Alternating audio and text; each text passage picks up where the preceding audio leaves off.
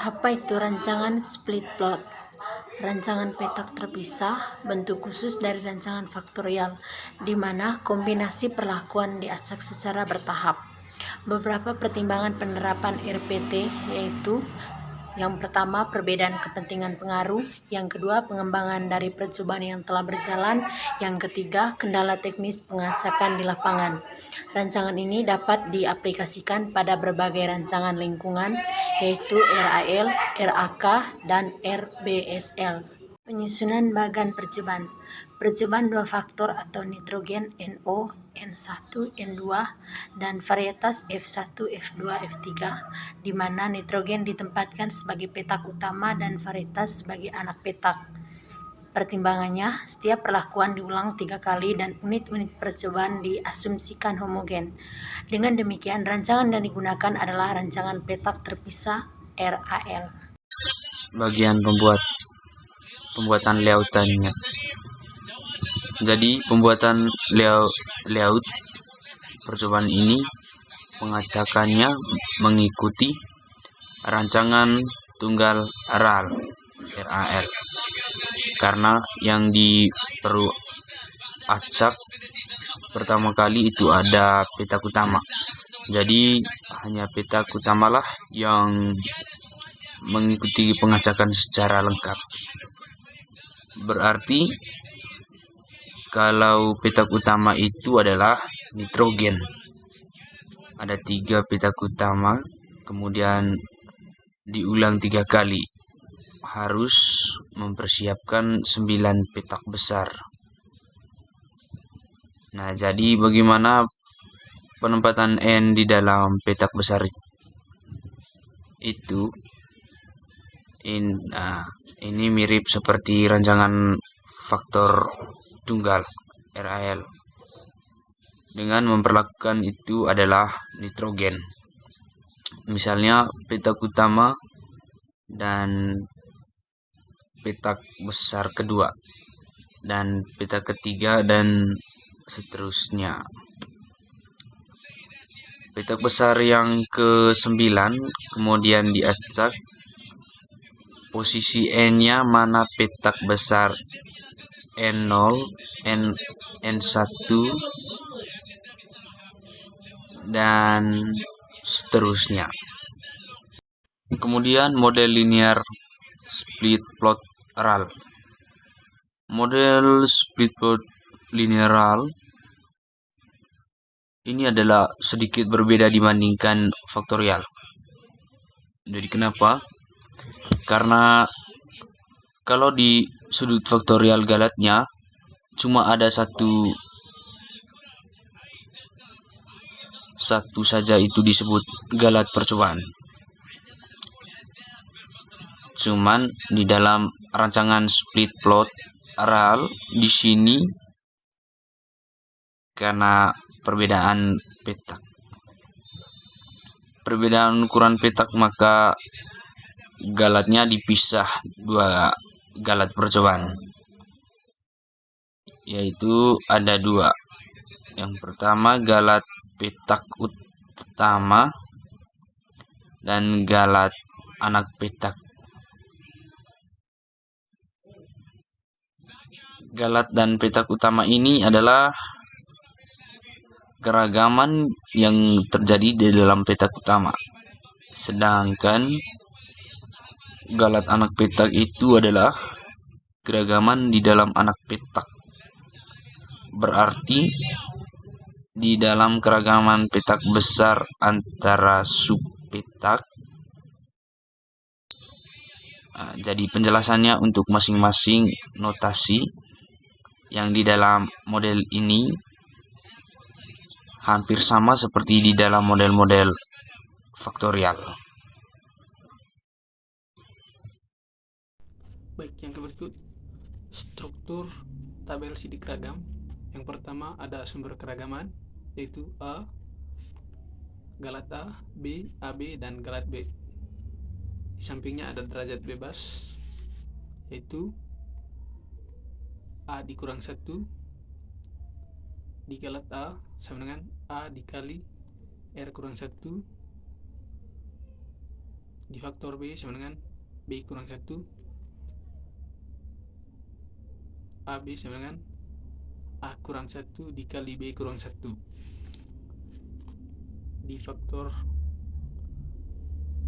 galat B sama dengan A dikali B kurang 1 dikali R kurang 1. Di sampingnya ada jumlah kuadrat tengah, dan F hitung. Jadi pengambilan keputusannya sama dengan rancangan yang lain. Jika F hitung lebih besar dari F tabel, maka menolak H0. Baik, langkah-langkah perhitungan.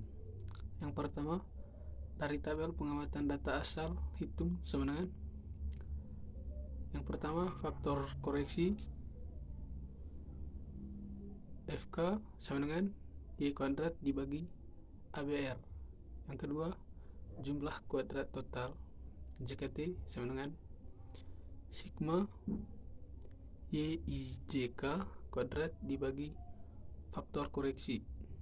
Yang kedua, rekap data berdasarkan taraf faktor pada petak utama dengan ulangan, kemudian hitung sama dengan yang pertama jumlah kuadrat subtotal JKST sama dengan sigma YIJK kuadrat per B dikurangi faktor koreksi.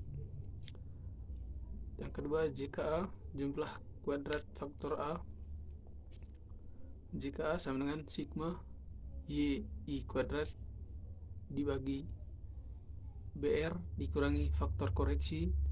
Dan yang ketiga, jumlah kuadrat galat petak utama sama dengan JKST dikurangi JKA.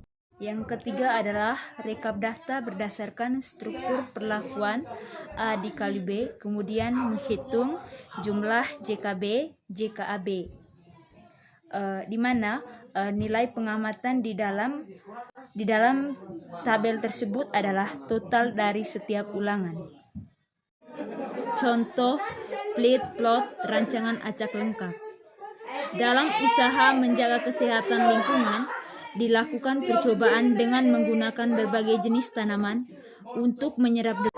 Jenis tanaman yang digunakan antara lain tanaman berdaun kecil licin J1 dan J2, berdaun kecil kasar J3 dan J4, berdaun lebar licin J5, J6, berdaun lebar kasar J7, J8, dan berdaun jarum J9 ditambah dengan J10. Nah, bagaimana jika kondisi lingkungan tidak homogen?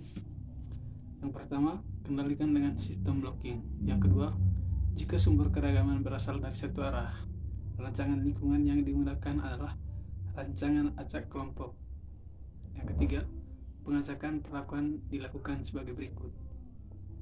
Pilihlah secara acak kelompok, kemudian acaklah taraf-taraf nitrogen pada kelompok terpilih, dan pada tahap akhir acaklah varietas pada masing-masing taraf nitrogen. Nah, bagian percobaan split plot RAK adalah sebagai berikut. Nah, di sini ada 3 blok, yaitu 1, 2, dan 3. Yang diacak pertama kali adalah posisi nitrogennya. Katakan di blok 1. Acak posisi nitrogen. Nah, ini ditempatkan pada petak utama. Lalu baru ditempatkan posisi N-nya, yang mana N1, N2, dan N0, dan dilakukan melalui pengacakan. Setelah kita tempatkan, baru kita menempatkan varietas di subpetak. Di dalam satu petak utama, berarti kita harus siapkan subpetak sejumlah taraf dari faktor anak petak. Kalau anak petaknya varietas, maka varietasnya ada 3 dan harus disiapkan 3. Petak yang satu disiapkan 3 subpetak, petak yang kedua siapkan 3 subpetak, dan juga petak ketiga disiapkan 3 subpetak. Dan semuanya dilakukan secara berulang pada blok kedua dan blok ketiga. dan semuanya dilakukan melalui pengacakan. Model linear split plot track. Y, I, J, K sama dengan mu tambah K tambah alfa tambah delta tambah beta tambah dalam kurung alfa beta tutup kurung IJ tambah epsilon IJK, di mana Y, IJK nilai pengamatan pada faktor A taraf ke I, faktor B taraf ke J, dan ulangan ke K. Dalam kurung mu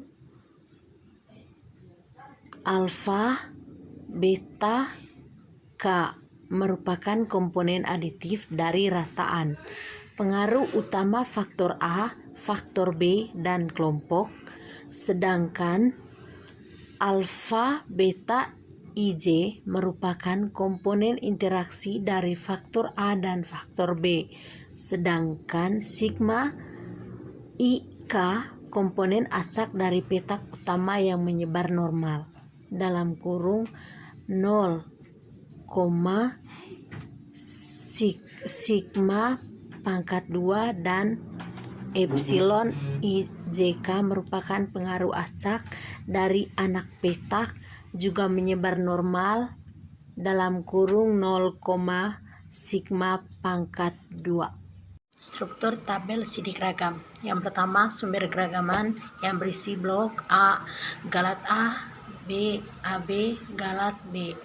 Derajat bebas, singkatannya DB, yang berisi R-1, A-1, dalam kurung A-1 tutup kurung, buka kurung R-1 tutup kurung, B-1, A-1, B-1, A-1, B-1, R-1.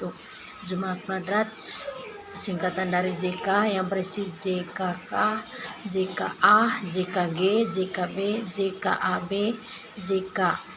Kuadrat tengah yang berisi KTK, KTA, KTG, KTB, KTAB, KTG.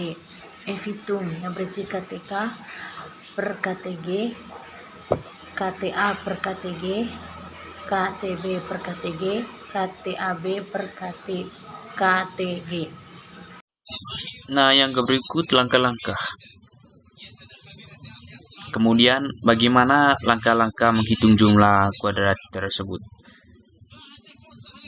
Di sini ada beberapa tahap yang kita kerjakan. Yang pertama, berdasarkan tabel pengamatan data asal, dihitung faktor koreksinya dan dihitung jumlah kuadrat total. Nah, faktor koreksi seperti ini biasanya jumlahkan seluruh pengamatan. Kemudian dikuadratkan, dibagi dengan banyaknya seluruh pengamatan. Ada faktor utama A taraf dan faktor kedua B taraf ulangan itu R. Nah, banyaknya pengamatan yaitu ada A, B, R. Nah, kemudian jumlah kuadrat total ini kita bisa dapat dari masing-masing pengamatan. Nah, ada jumlah semuanya dengan faktor koreksinya. Baik, yang ketiga adalah rekap data berdasarkan struktur perlakuan A dikali B, kemudian hitunglah JKB dan JKAB, seperti yang teman-teman lihat pada slide. Yang terakhir adalah ilustrasi.